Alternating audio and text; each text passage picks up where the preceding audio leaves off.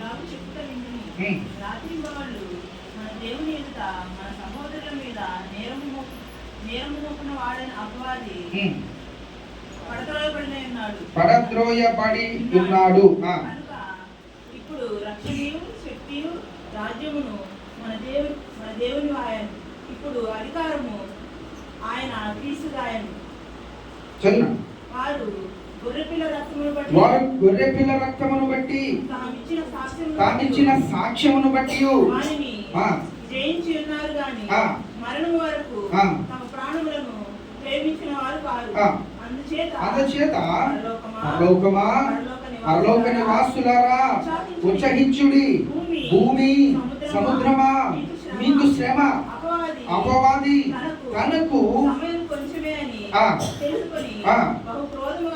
బహుక్రోధము గలవాడే మీ యొద్దకు వచ్చి ఉన్నాడని చెప్పాను. ప్రియమైన దేవుని సంగమా, మీరు జాగ్రత్తగా ఈ మాటలను మీరు వినాలి. దేవుని మందిరానికి వస్తున్నాం. ప్రతి ఆదివారం మనకున్నటువంటి పనులన్నీ పక్కన పెట్టి కేవలం ఆదివారం ఒక్కరోజు సమయం దొరికితే పనులు వేసుకుని మన పని చేసుకోకుండా దేవుని మందిరానికి వస్తున్నాం కనుక దేవుని మందిరమునకు వచ్చిన తరువాత ఏమి నేర్చుకుంటున్నాం? ఆదివారం దేవుని మందిరానికి వచ్చాం, ఏం నేర్చుకున్నాం?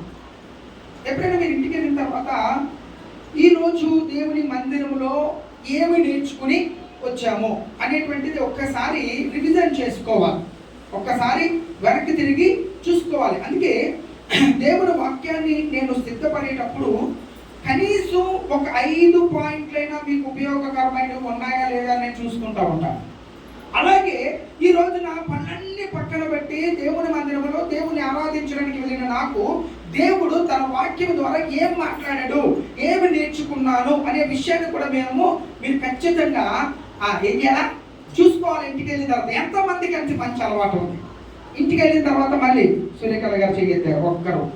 ఎందుకనంటే చాలాసార్లు ఇంటికి వెళ్ళిన తర్వాత బైబిల్ పక్కన పడేస్తాం.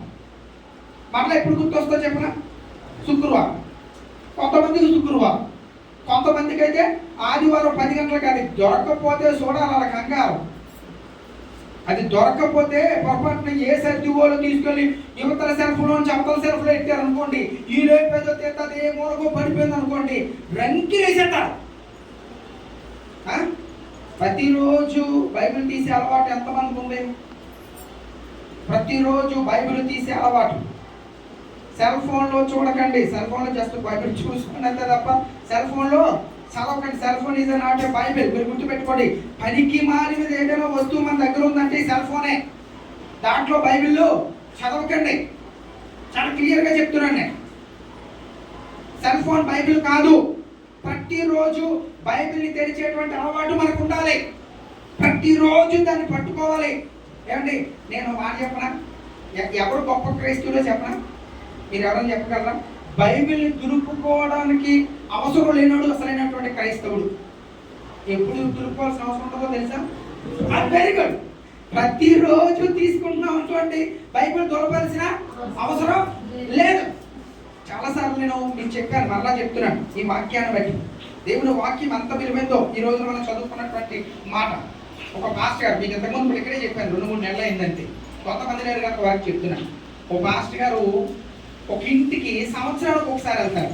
ఎప్పుడు వెళ్తాడు? సంవత్సరానికి ఒక్కసారి. క్రిస్మస్ టైంలో, అది కూడా వాళ్ళు కూడా పాస్టర్ గారి క్రిస్మస్ టైంలోనే పిలుస్తారు.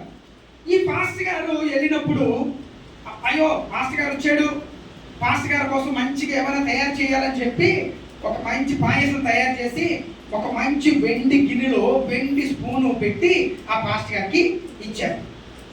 ఈ పాస్టర్ గారు చక్కగా తిన్నాడు, మంచి వాక్యం చెప్పాడు, మంచి వాక్యం చెప్పాడు. వెండి కదండి, వెండి స్పూన్ అది, వెండి స్పూన్ కదా. పాస్టర్ గారు కొంచెం వెండి మీద స్పూన్ మీద కొంచెం ఏదో మనసు లాగినట్టుంది. ఓకే, వాక్యం అయిపోయిన తర్వాత, భోజనం అయిపోయిన తర్వాత మంచి కానుకలు ఇచ్చారు, పంపించారు. మాస్టర్ గారు వెళ్ళిన దగ్గర నుంచి ఫోన్కి స్పూన్ కనపడడం మానేసింది. స్పూను కనపడలే. ఈ ఇంట్లో వాళ్ళకండి పాస్టర్ గారి మీద ఏమవుతుంది? భలే పట్టుకెళ్ళి పేర్లు అనుకుంటారా? వెండి స్పూన్ పట్టుకెళ్ళి పేర్లు అనుకుంటారా? ఏం ఇంకా కోపం మామూలుగా రావట్లే. ఈ కోపం ఎన్ని రోజులు ఉందో తెలుసా? అక్షరాల 12 నెలలు, సంవత్సరం. ఈయన ఫోన్ చేశాడమ్మా, సాయంత్రం వస్తారా, రండి. ఎంతమంది రండి, ఇప్పుడు రండి. రెండుట్లకి అక్షరాలు ఉంటే కానీ సౌండ్లో పిలుపు తేడా వచ్చిందా లేదా? రండి. వచ్చిన వెంటనే మంచినీళ్ళు కూర్చోబెట్టారు. ఎందుకని? లోపల ఏముంది? ఎంటి స్పూన్ ఎట్టుకెళ్ళిపోయాడు. పాటలో ఎంత ఎందుకో గొప్ప కబుర్లు చెప్తాడు, వెండి స్పూను పట్టుకెళ్ళిపోయాడు. ఇదే బాధ లోపల.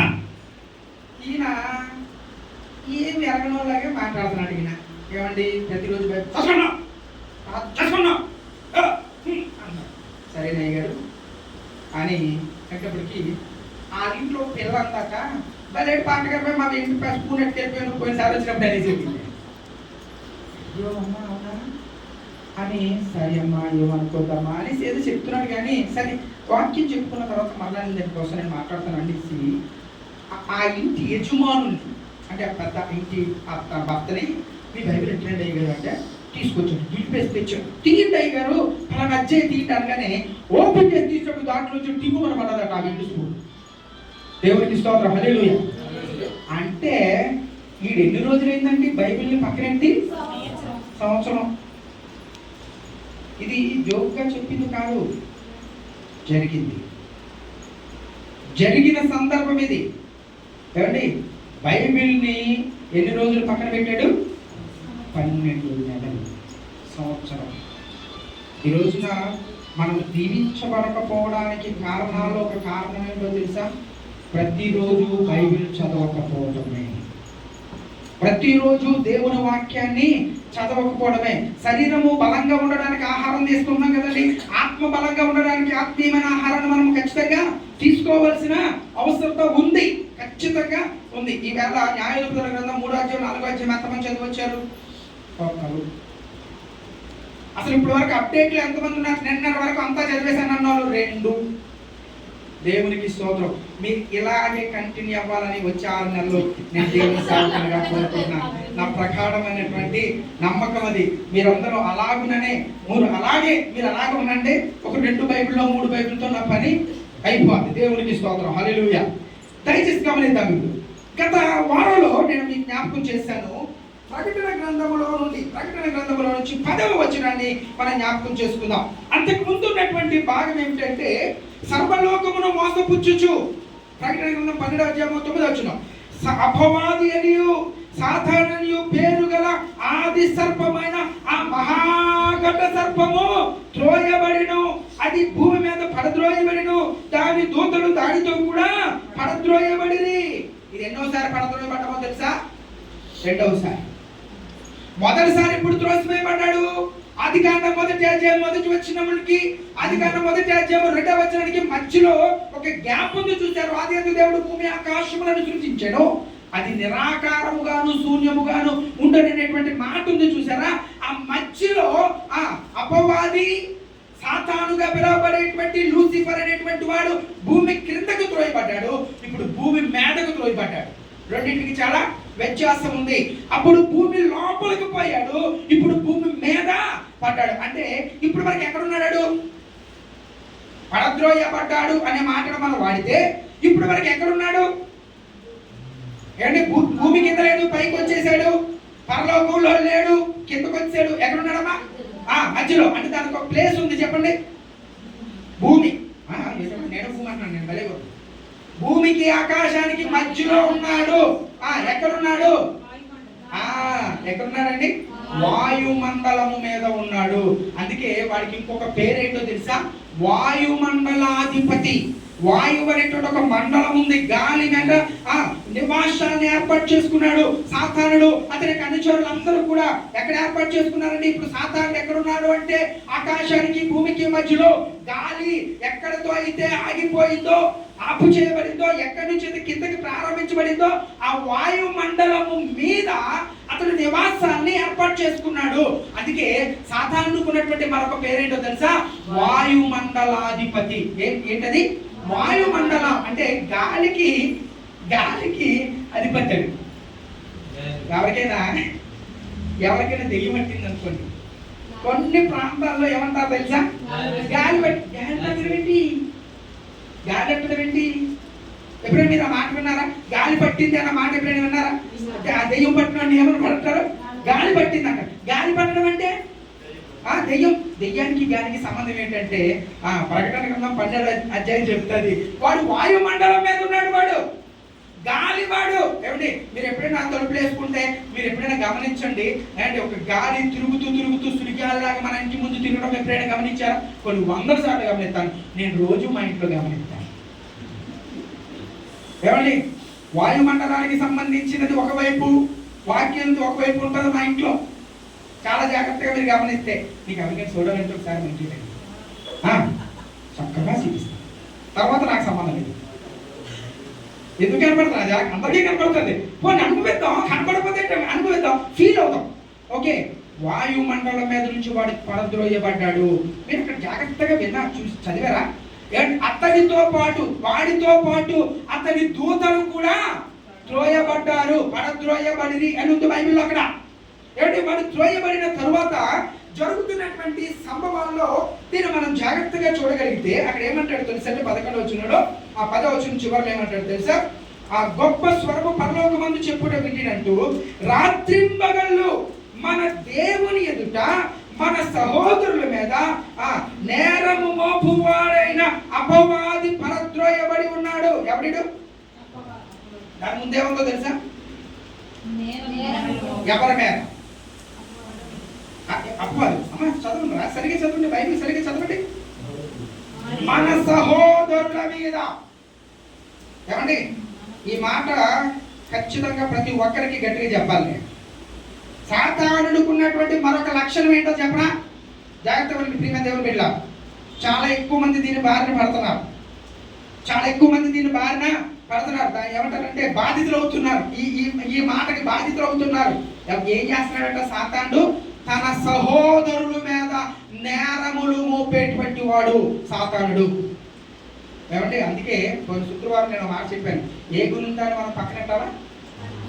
తాగునింతాన్ని పక్కనెట్టాలా? ఏమండి, తాగునింతాన్ని పక్కన పెట్టేయాలా? ఏమండి, ఈ తాగునింత ఎవరికి ఉంటుందంటే సాతానుడు దగ్గర ఉంటుంది అన్నమాట. సాతానుడు 24 గంటలు దాన్ని ఏమంటారు, గుణింతాన్ని చెప్తూ ఉంటాడు తెలుసా? తాగునింతాన్ని చెప్తూ ఉంటాడు అన్నమాట. టటా టిటి టూ టెటే ఇవన్నీ దాంట్లోకి వస్తూ ఉంటాయి. జాగ్రత్త. నేరములు మోపేటువంటి అవకాశాన్ని సాతానుడు మనకి ఇస్తూ ఉంటాడు. ఎవరి మీద నేరం మోపడానికి? మన సహోదరుల మీద. కాబట్టి మీరు జాగ్రత్తగా వినండి ప్రియమైన దేవుని సంగమా. ఎవడైనా ఒక వ్యక్తి నీకు సంబంధించిన నీ సంఘములో వాడు కానీ నీ సహోదరుడు కానీ ఎవరి మీదైనా ఒక మాట చెప్తూ ఉంటే మనకి ఇంగితం ఉంది కదా, మనకి జ్ఞానం ఉంది కదా, ఏమంటే మన కళ్ళు చూస్తున్నాయి కదా, అంటే మన మనసు ఆలోచించగలదు కదా, అది కరెక్టా కాదా అనేటువంటిది మనం ఏం చేయాలండి? యోచన చేయాలి. సాతానుడుకున్న బుద్ధి ఏంటి? ఏమండి, సాతానుడుకున్న బుద్ధి ఏంటండి? వాళ్ళ మీద చెప్తా ఉంటా, ఏళ్ళ మీద చెప్తా ఉంటా. అందుకే శుక్రవారం నేను ఉపవాస ప్రార్థనలు చెప్పాను, నోటి ద్వారా మాట్లాడే మాటలకి శరీరం బాధపడుతుంది, నోటి లోపలికి వెళ్ళేటువంటి వాటి వలన ఆత్మ బాధపడుతుంది. కాబట్టి నోటిని మనం ఏం చేయాలా? ఒళ్ళు దగ్గర పెట్టుకోవడం కంటే ముందు నోరు దగ్గర పెట్టుకోవాలి. చాలా మందికి అండి పని ఏటి ఉండదు, చాలా మందికి పని ఏమీ ఉండదు. ఏం చేస్తూ ఉంటారంటే ఇది ఒకటి వచ్చింది కదా, ఏంటది? Cell phone. ఖాళీగా ఉండి నొక్కుతో కూర్చుంటారండి, ఏం మాట్లాడాలో తెలియదు, ఏదేదో ఏదేదో ఏదేదో. ఏమండి, ఆఖరికి ఎక్కడికి వెళ్తుందంటే స్టక్ దగ్గరికి వెళ్తుంది. ఏమంటారు? అవతలకి వెళ్ళాలి. మంచినీళ్ళు కూడా తెచ్చుకోలేదండి ఆవిడ. దేవునికి స్తోత్రం, హల్లెలూయా. ఏదేదో చెప్పడం, ఏదేదో చెప్పుకోవడం, దానివల్ల ఏమవుతుందో తెలుసా అండి? సంఘానికి ఏమైనా నష్టం ఉంటుందా చెప్పండి నాకు? సేవకుడికి ఏమైనా నష్టం ఉంటుందా? నువ్వు ఎవరి కోసం అయితే చెప్పావు వాడికి ఏమైనా నష్టం ఉంటుంది? ఎవరికి నష్టం చెప్పనా? చెప్పేవాడికి వినేవాడికి. ఎందుకంటే వీళ్ళిద్దరు మనసులో పాడైపోతా ఉంటే ఏంటి అప్పుడప్పుడు నాకు ఏమనిపిస్తూ ఉంటుందంటే ఈ ఈ తప్పు మంద కాదు, మనం వాడే నెట్వర్క్ ఇది. అది కూడా కాదు. ఎంతమంది ఎయిర్టెల్ నెట్వర్క్లో ఉన్న చేయాలి? ఎయిర్టెల్. ఓహో, ఎయిర్టెల్ ఏమండి? ఎయిర్టెల్ రెండు పదాల కలయిక. ఎయిర్టెల్ ఎయిర్టెల్ అది ఎయిర్టెల్. ఏ మాటలవి? గాలి. ఈ మాటలన్నీ గాల్లోనే వెళ్తా ఉంటాయి. మీకు మాట చెప్పనా? ఈ గాల్లో వెళ్ళి మాటలన్నీ గాల్లో దగ్గరే ఉంటాయి. ఎవడాడు ఆడికి ఏడు పని లేదు. ఇప్పుడు ఆడికి ఏం చేస్తున్నాడు అక్కడ?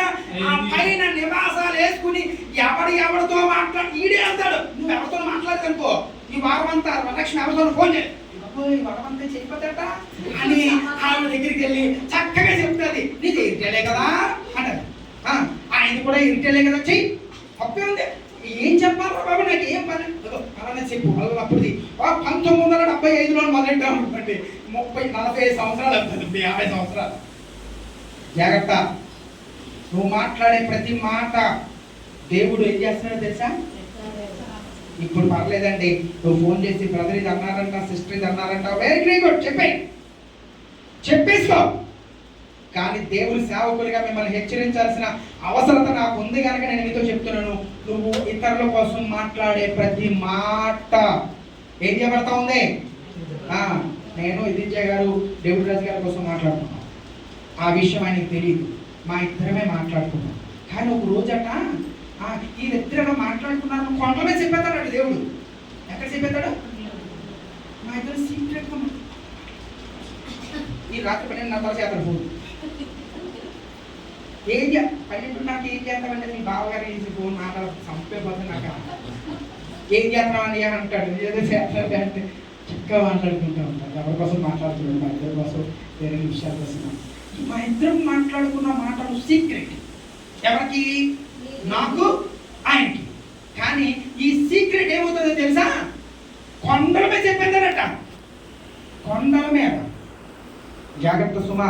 దీనికి ఆద్యుడు ఎవడో తెలుసా? ఎవడు? చదవండి ఒకసారి మళ్ళీ. మీరు దాన్ని అండర్లైన్ చేసుకోవాలి. ఆ మాట ప్రకటన గ్రంథం 12వ అధ్యాయం 10వ వచనం ఏమంటాడు చూడండి. అక్కడ ఏమండి? సహోదరుల మీద నేరము మోపువాడైన అపవాది ఏం చేయబడతాడు తెలుసా? తోయబడతాడు. నువ్వు కూడా తోయబడతావు. ఎప్పుడు? ఇతరుల మీద నేరం మోపినప్పుడు, ఇతరుల కోసం మాట్లాడినప్పుడు, ఇతరుల కోసం నువ్వు నిందేసినప్పుడు, ఇతరుల కోసం అన్యాయముగా నువ్వేదైనా బయటికి చెప్పావంటే సాతానుడు ఎలాగైతే తోయబడతాడో వాడితో పాటు నువ్వు కూడా ఏం చేయబడతావు తెలుసా? తోయబడతావు. కాబట్టి ఏం జాగ్రత్త ఉంచుకోవాలి? సేవకులు, విశ్వాసులు, సంఘము ఏం జాగ్రత్త ఉంచుకోవాలా? మాట, నోరు. రండి, కొంతమంది ట్రంక్స్ చూస్తుంటారు, ఏమి సంబంధం ఉండదు. ఇప్పుడు ఉదాహరణకి నిన్నగా మొన్న ఇక్కడ ఫ్లైట్ పడిపోయిందండి. దానికి మనకి సంబంధం ఏమైనా ఉందా? కాకపోతే అక్కడ జరిగినది అది మనసుకి బాధ అనిపించింది. ఓకే, అక్కడ వరకు ఓకే. ఇదేదో ఒక్కడి కింద అడిపోయాడు కదా, దాని పేరు అయిపోయి రమేష్ ఎవరి పేరు? ఒకటి రమేష్ విశ్వాస. ఆడి వాళ్ళే పడిపోయినట్లుగా కుట్టి చెక్కంటారు కదా, పని లేదు. ఆడ ఎవరో తెలియదు, ఎక్కడి నుంచి వెళ్తున్నాడో తెలియదు, ఎక్కడికి వెళ్తున్నాడో తెలియదు, ఎందుకు వెళ్తున్నాడో తెలియదు. ఏంటంట? ఈడే ఫోన్ చేసినట్టు, ఆ రమేష్ అన్నోడు ఈడికే ఫోన్ చేసినట్టు, నేనే దాన్ని ఓపెన్ చేసేసాను అన్న చెప్పినట్టు. జాగ్రత్త. ప్రతి మాట దేవుని యొక్క దృష్టిలో లెక్కించబడుతుంది. ఎందుకు లెక్కించబడుతుంది అంటే సాతానుడు దాని వెనకాల ఉన్నాడు కనుక. ఆ విషయం గుర్తుపెట్టుకోండి. ఎవరున్నారు దాని వెనకాల? సాతానుడు దాన్ని వెనకుండి దాన్ని ఏం చేస్తున్నాడు? నిన్ను తప్పు త్రోవలోనికి తీసుకెళ్ళిపోతున్నాడు. మరలా నేను గట్టిగా చెప్తున్నాను, సంఘంలో ఉన్న వాళ్ళందరికీ ఖండితంగా ఆజ్ఞాపిస్తున్నాను, ఎవరి కోసమైనా మాట్లాడేటప్పుడు నోటిని దగ్గర పెట్టుకో, ఒళ్ళు కూడా దగ్గర పెట్టుకో. ఎందుకని? ఒకవేళ ఇక్కడ ఎవ్వరు నేను ఏం అనలేకపోవచ్చండి.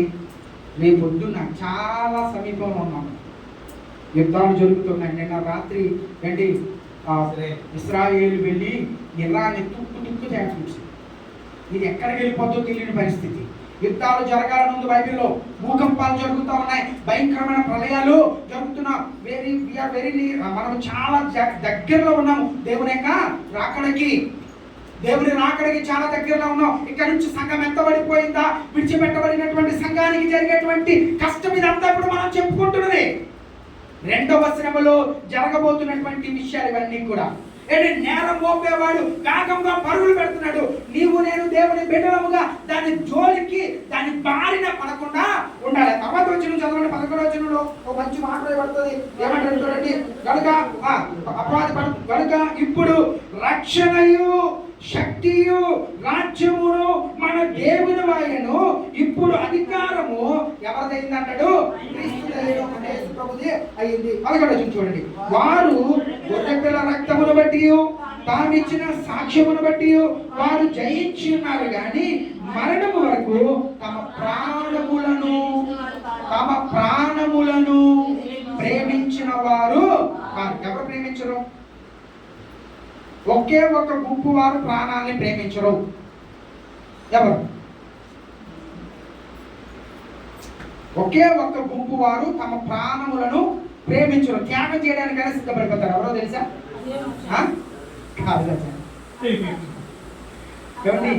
దేవునిని ప్రేమించువారు. అక్కడ బైబిల్ అన్ని రకం. అయ్యా సార్ మేము దేవుని ప్రేమించట్లేదా? నువ్వే ఒకసారి క్వశ్చన్ చేసుకో. దేవుని కోసం ఇప్పుడు ఎవరో వచ్చి గన్నట్టుకున్నాడండి అన్నాడంతే ఏంటండి పరిస్థితి? ఎవరో గన్న. అందుకే నేను గట్టి మాట్లాడట్లేదు. కొంతమంది ఎవరో ఇద్దరు గన్నట్లు లోపలికి వచ్చి ఎటు పరిగెడతాం ముందు నిరీశ్వరు లాగేసి గట్టి పరి గమ్ముకుని రా కంపెనీ. ఎంతమంది నిలబడతాం? ఇప్పుడు అందరూ చెప్తాం చేయి పైకెత్తి. ఏనండి ఫస్ట్ చెయ్యెత్తుడే పడిపోతాడు. ఫస్ట్ చెయ్యెత్తుడే పడుకో. జాగ్రత్త. మాట చెప్పినంత సులువు కాదు ప్రాణాన్ని దారిపోయినంత. మాట చెప్పినంత సులువు కాదు. నేను కూడా దానికి సమాధానం చెప్పలేను. ఎందుకంటే ఇప్పటి వరకు మరణానికి సంబంధించినంత కష్టం నేను ఎదుర్కోలేదు. దేవుని పరిచయం కష్టం ఎదుర్కోగలిగా, కష్టాన్ని ఎదుర్కొన్నాను. కానీ మరణం అంత కఠినమైనటువంటి పరిస్థితులు ఎదుర్కోలేదు నేను. ఒకవేళ అలాంటి పరిస్థితులు వస్తే అప్పుడు నా విశ్వాసం కూడా బయటపడతాను. ప్రాణాన్ని ఎవరైతే, బైబిల్ చెప్తున్న మాట ఏంటండి, ఎవరైతే తన ప్రాణాన్ని కాపాడుకోవాలనుకుంటాడో దానిని వాడు పోగొట్టేసుకుంటాడు. చాలా జాగ్రత్త. చాలా మందికి అతి శుభ్రం ఉంటుంది. అతి శుభ్రం ఒసిడి. నాకు ఒసిడి అంటే ఏంటండి? Over cleaning disaster. Maybe over cleaning disaster OCD. నాకు తెలిసినంత ఓసిడి. అండ్ ఇక్కడ మట్టి ఉందనుకోండి, అప్పో వాళ్ళు యాసాల సోడా ఈయన చెప్పులకు వచ్చేటికి ఎక్కడ ఉంటాడు చెప్పనా? ఆడ చుట్టూ దుమ్ము, ఆడ చుట్టూ ఎముకలు, ఆడ చుట్టూ కంపు. హాస్పిటల్లో మూలన ఉంటాడు. జాగ్రత్త జాగ్రత్త. దేన్ని ఎక్కువగా ప్రేమించొద్దు.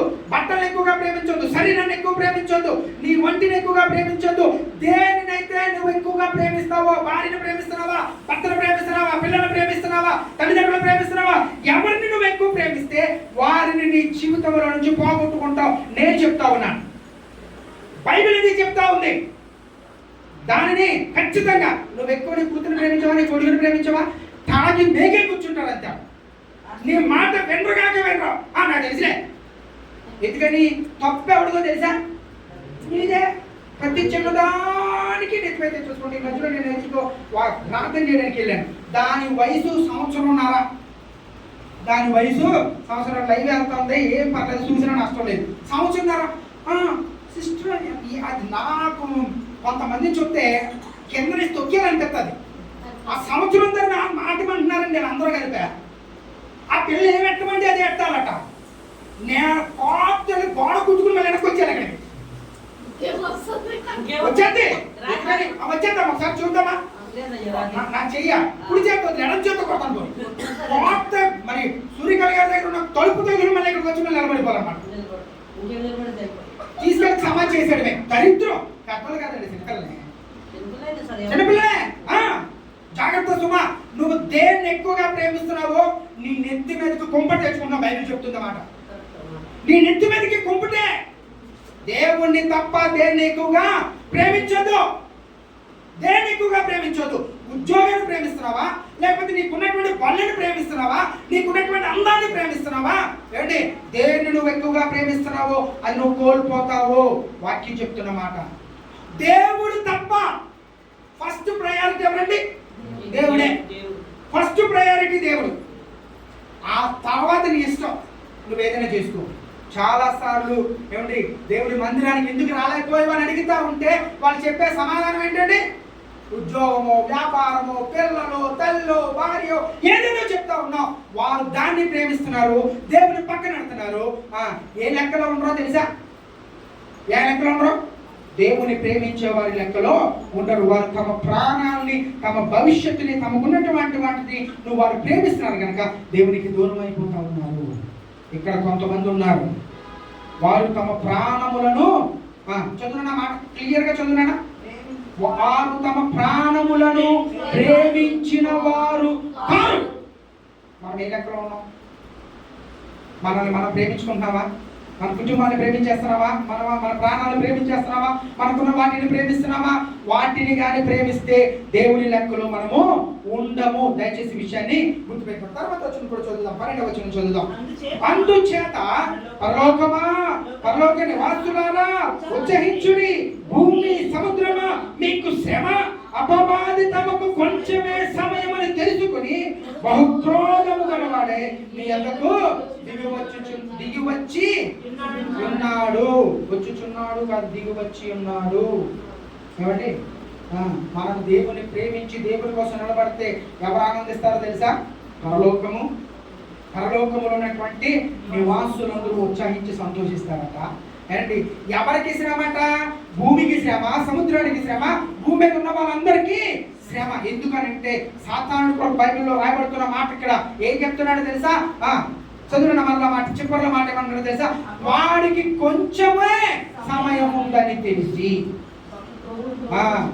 కొంచెమే టైం ఉంది. దేనికి కొంచెం? ఎప్పుడైనా మీరు చదివేటప్పుడు మీకు ఒక ఆలోచన రావాలి, దేనికి కొంచెం సమయం ఉంది? దేనికి? సాతానికి కొంచెమే టైం ఉందట. దేనికి? అది కాదమ్మా, దేనికి కొంచెం టైం ఉంది? సాతానికి కాదు, భూమి కాదు,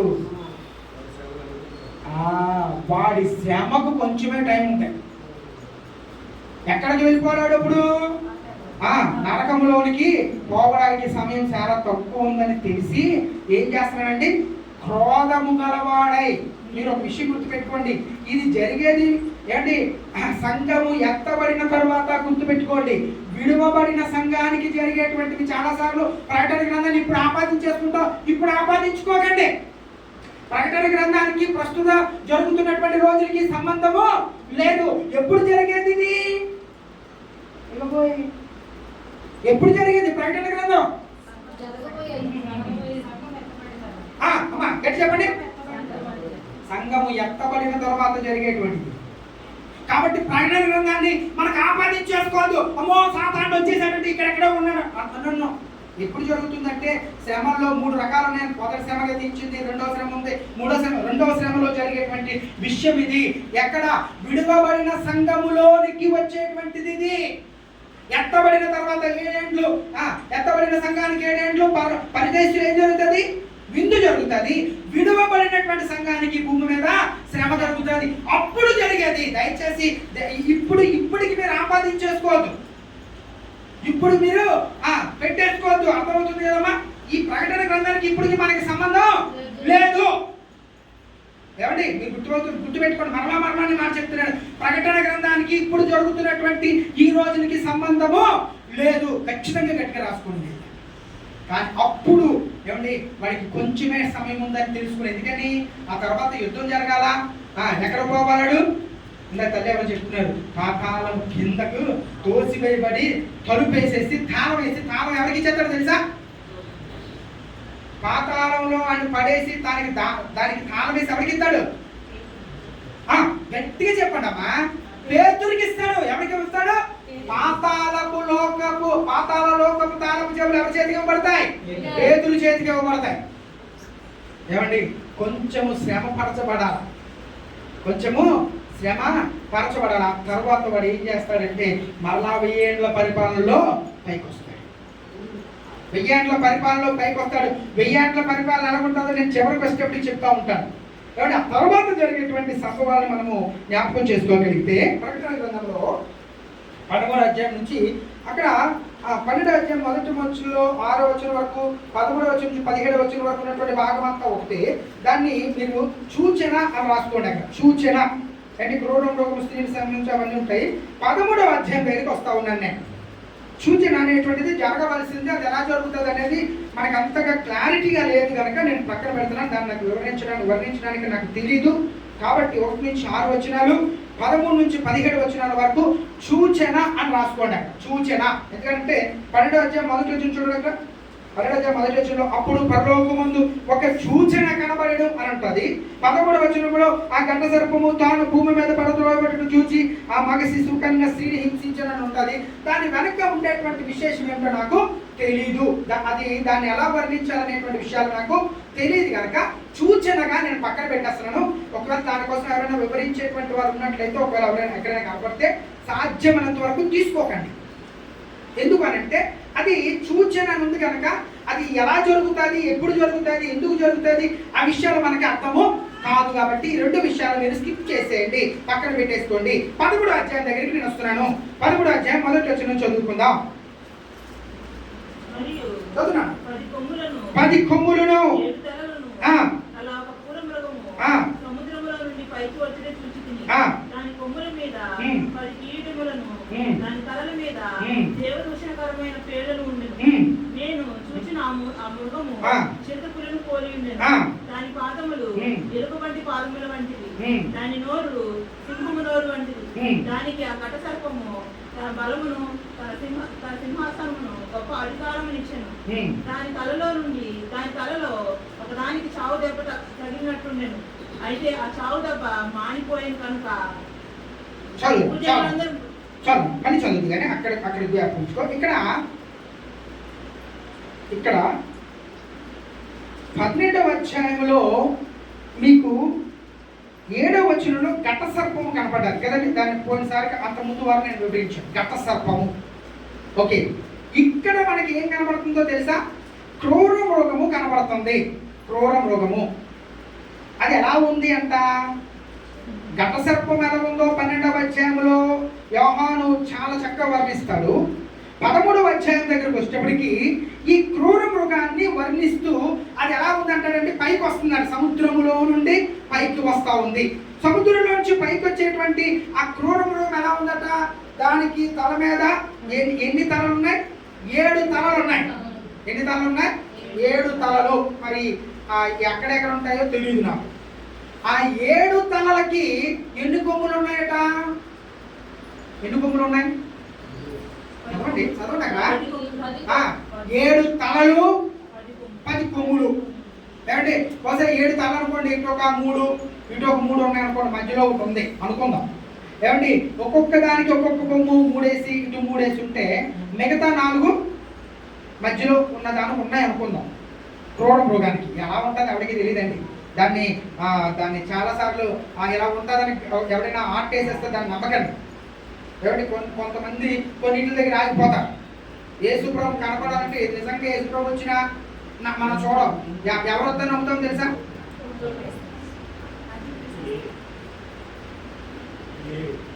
ఎవరారు?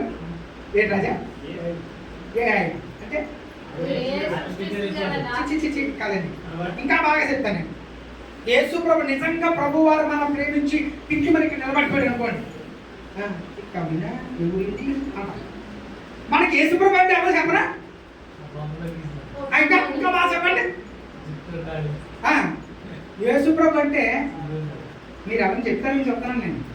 మనకి యేసుప్రభు ఇక్కడ నిలబడి నిజంగా ఉన్నాడు. ఇక్కడ ఆయన పరలోకాన్ని విడిచిపెట్టి మన కోసం రక్తము కాచి ఆయన వచ్చి నిలబడ్డాడు. మనకు అక్కర్లేదు. మనకి ఎవరు కావాలో తెలుసా? కరుణామయుడు సినిమాలో విజయచంద్ర కావాలి మనకి. కాదని వాళ్ళు ఎవరైనా ఉన్నారా? యేసుప్రభు అంటే ఎవరంటే కరుణామయుడి సినిమాలో విజయ చంద్ర అయినా యేసుప్రభు లాగా వ్యాసం వేసుకుని చేసాడు చూశారు. ఆయన అంటే ఈయన యేసుప్రభు. ఈయన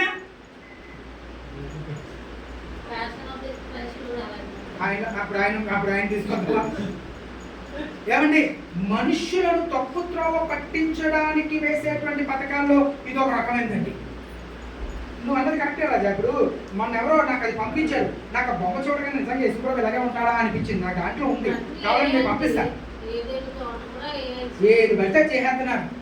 ఏది మీరు నమ్మొద్దు, ఏది కూడా మీరు నమ్మొద్దు. యేసుప్రభు ఎలా ఉంటాడు అనేటువంటిది ఎవరికి తెలీదు. ఆయనలాగా యోహానే చూడలేకపోయాడు. 3.5 సంవత్సరాలు ఆయనతో పాటు తిన్నవాడు, ఉన్నవాడు, నడిచినవాడు, పడుకున్నవాడు. ఆయన ప్రక్కన ఇంకా బాగా చెప్పని మాట ఏంటి తెలుసా? ఆయన రొమ్మున ఆనుకున్నవాడు. యోహాను అనేటువంటి ఈ యొక్క గ్రంథాన్ని రాసిన వాడు, యోహాను సువార్తలు రాసిన వాడు, 1 యోహాను, 2 యోహాను, 3 యోహాను పత్రికలు రాసిన వాడు, యేసు ప్రభుతో పాటు 3.5 సంవత్సరాలు ఉన్నవాడు, చనిపోయే వరకు యేసు ప్రభు తల్లిని తన ఇంటిలో ఉంచుకున్నవాడు. ఆయనే యేసు ప్రభులాగా చూడలేకపోయాడు. అందుకే ప్రభు మాట చెప్తాడు లూకా సువార్తలో, ఇదిగో క్రీస్తు అక్కడ ఉన్నాడు అని చెప్పి మీరు పారిపోకండి. యేసు అక్కడ ఉన్నాడని చెప్తే మీరు పారిపోకండి. ఇక్కడ యేసు ప్రభు నిజంగా వచ్చాడంటే ఏం జరుగుతుందో తెలుసా? ఆ విషయం మనకు తెలియాలి. ముందు యేసు ప్రభు ఇక్కడ డైరెక్ట్ ఇక్కడికి వచ్చుంటే ఏం జరుగుతుంది అంటే మనకి ఆ వాక్యం తెలిసి ఉండాలి. యేసు ప్రభు నిజంగా కానీ కాలు భూమి మీద పెడితే ఏమవుతుందండి? రెండో రాకడ వచ్చేది. కాబట్టి ఆయన ఏమి అలాగా మ్యాజిక్ లాగా ఆయన వచ్చి నిలబడిపోడు. కాబట్టి ఇవేమి మనం నమ్మవలసిన అవసరము లేదు. అందుకే బైబిల్లో ఉంటుంది, ఏర్పరచబడిన వారిని సహితము. దేనికి ఏర్పరచబడిన వారో తెలుసా? 1000 ఏండ్ల పరిపాలనకు, పరదేశంలో 7 ఏండ్ల విందుకో కాదండి, పరలోకానికి ఏర్పరచబడిన వారిని సహితము. సాతాను ఏం చేస్తాడో తెలుసా? మాయలో ఈ క్రూరమృగము కానీ, ఘటసర్పము కానీ, ఈ అబద్ధ ప్రవక్త కానీ వీళ్ళందరూ కూడా దుష్టత్రయం అండి. దుష్టత్రయం అంటారు వీటిని. ఎవరెవరు చెప్పండి? పరిశుద్ధత్రయం ఎవరు? తండ్రి, కుమార, పరిశుద్ధాత్ములు. పరిశుద్ధ త్రిత్వం అని. త్రిత్వం అంటే 3. దుష్ట త్రిత్వం ఎవరో తెలుసండి? క్రూర మృగము, అబద్ధ ప్రవక్త, ఘట సర్పము. చెప్పండి మరి నాకు ఇప్పుడు.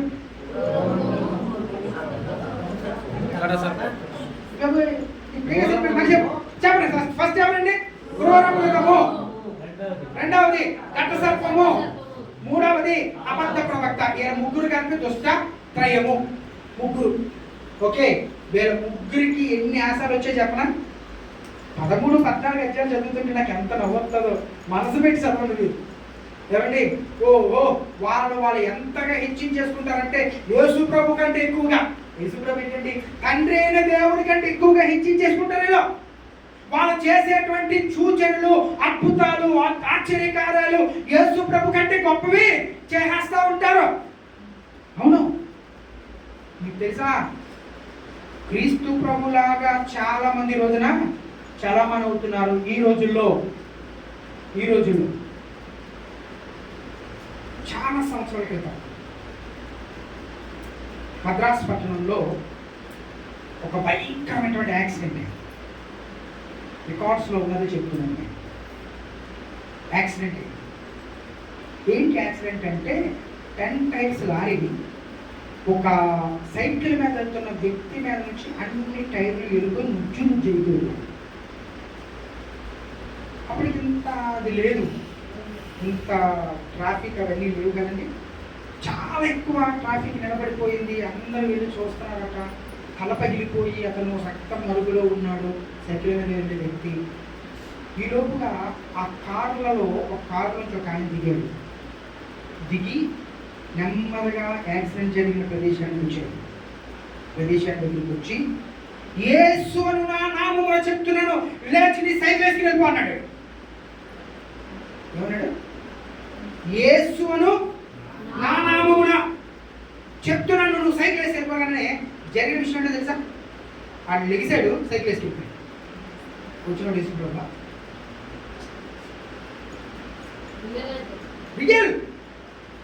రియల్గా జరిగింది కాదు.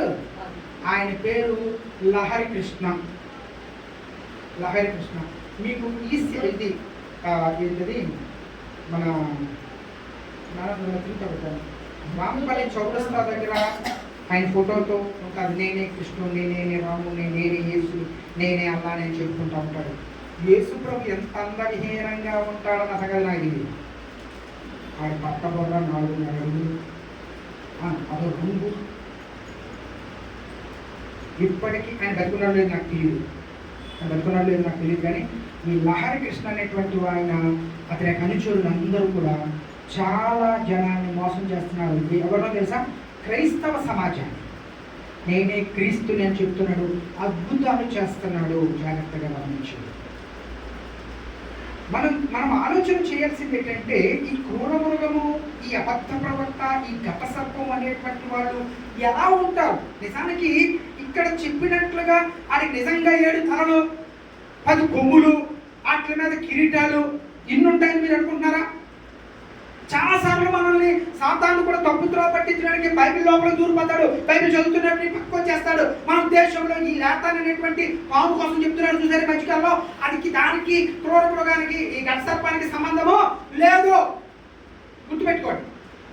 లేకపోతే ఎవడో డ్రాయింగ్ వేసినట్లుగా 7 తలలతో 10 కొమ్ములతో దాని మీద కిరీటాలతో ఎవరైనా ఒక డ్రాయింగ్ వేసి ఇదే ఘట సర్పం అన్నాడు అనుకోండి, నమ్మకండి. క్రూర మృగం అంటే నమ్మకండి. అబద్ధ ప్రవక్త అనేటువంటి వాడు ఇలా ఉంటాడంటే నమ్మకండి.